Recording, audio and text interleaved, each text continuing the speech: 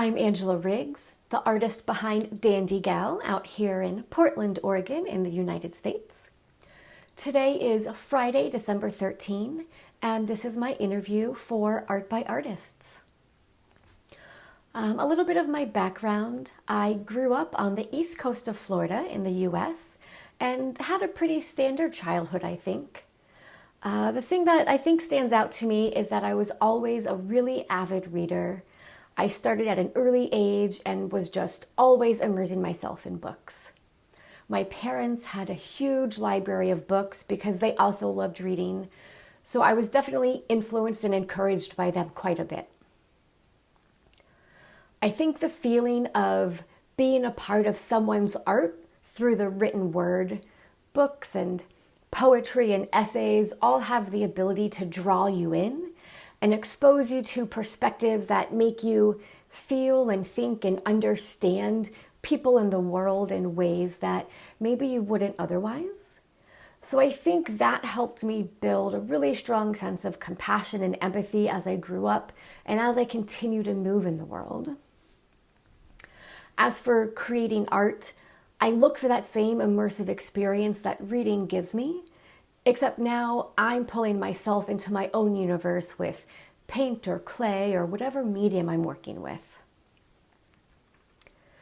Thinking about my background and whether it has a strong impact on my art, I've always been someone who feels very deeply, and art is a way of expressing and sharing that. And so I think that's rooted a bit in that compassion and sense of empathy. But mostly I think my art tends to be more informed by the present moment. How I'm feeling, what I'm experiencing. It's often influenced by nature. The oceans and mountains and forests out here in Oregon are a constant source of inspiration. And I often find myself bringing those colors and textures into my work. When I think of the people who influence me, Megan Kurzmarzik was an abstract artist here in Portland, and I first came across her work back in 2019, I think. I was just blown away by a painting of hers that I saw and eventually bought. It was just so bold and gorgeous, and I was drawn to it so strongly. But in addition to being beautiful in its own right, her art made me feel like painting, creating art was something that could be accessible to me. And that was something that I'd never thought about before. I'm also really inspired by Jess Hope Curran and Aremi Stewart, who are abstract artists here in Portland. I feel like I learn a lot from how they move within the community, but especially in how they approach their art and how they share it. And then Rachel Workhenton, who creates the loveliest ceramic jewelry as Barrow PDX. She was the person who got me hooked on pottery and ceramic art, and she has always been so open about sharing her knowledge and her excitement about working with clay, and just influenced me quite a bit in continuing to explore clay as a medium. What am I focusing on right now? So I just participated in a few holiday markets here in Portland. And so my immediate focus is the aftermath of those. But once I'm sort of cleaned up and sorted from that, I have a river rock series in my head inspired by a hike at a local trail. It's the Old Salmon River Trail for any Portlanders who might be listening to this. I really want to do a combination of ceramics and painting. So some ceramic rock sculptures with textured glazes on top, and some cosmic dust or mirror black glaze underneath. Some functional ceramics with textures that call back to the tree bark and mushrooms. And then some watercolors that are inspired by the textures and colors that I saw that day. The leaves and rocks and mushrooms. The leaves especially just had such a watercolory look with the mix of colors and the way the colors interacted with each other on the leaves. So I just have this whole series in my head that I would love to just sit down and do nothing but create for a month. The biggest challenge of being an artist. I think right now, one of my big challenges is the balance of creating the art, which I will always do, and which I do first for myself.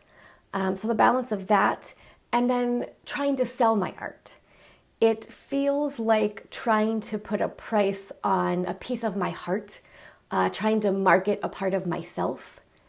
How do I do that genuinely in a way that can be successful without being too commercial and losing the heart of it? So I think that's the biggest challenge for me right now, and something that I'm trying to figure out what fits for me. If I were to give advice to my younger self, it would be keep creating, keep experimenting, keep exploring. Whether it's writing or ceramics or painting, make the art you want to make, explore different ways to create and put your art and yourself into the world. Make the art that makes you happy.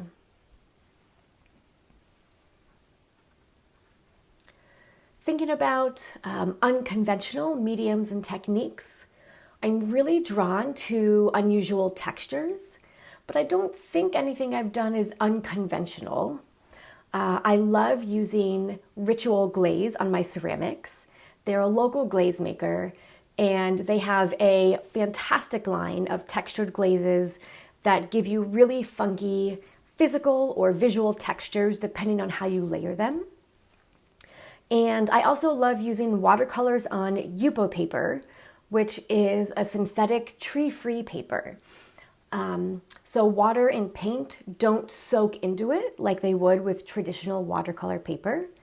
They dry in place, so you get really neat textures and layers as the paint and the water dry over time. And lately I've been experimenting with a few specific colors that really give me the look of minerals and shells that I really love. So again, bringing in that Oregon nature into my art. I really liked the next question, which is, do I listen to music or have background noise while I work, or do I prefer complete silence? Total silence for me. My day job is in software engineering. I'm a manager. So I am planning and talking and thinking all day.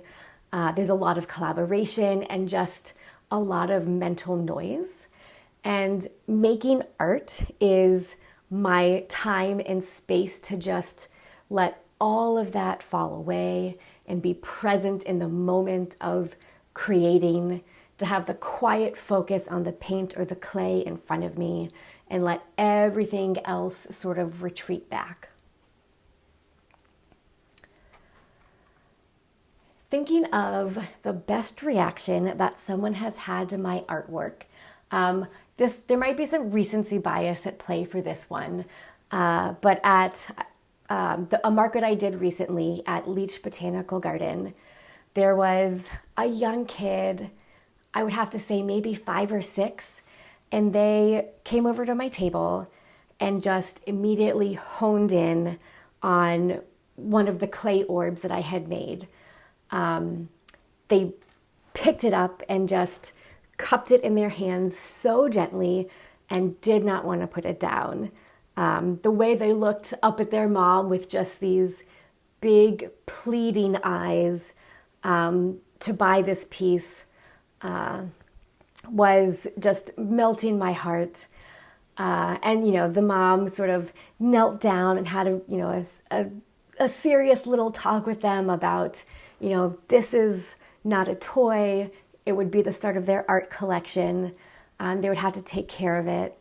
And, the kid is just nodding vigorously and like, yes, I will take care of it. This will go on the crystal table, just holding it the whole time in both their hands. And, the mom said that this would be the start of your art collection.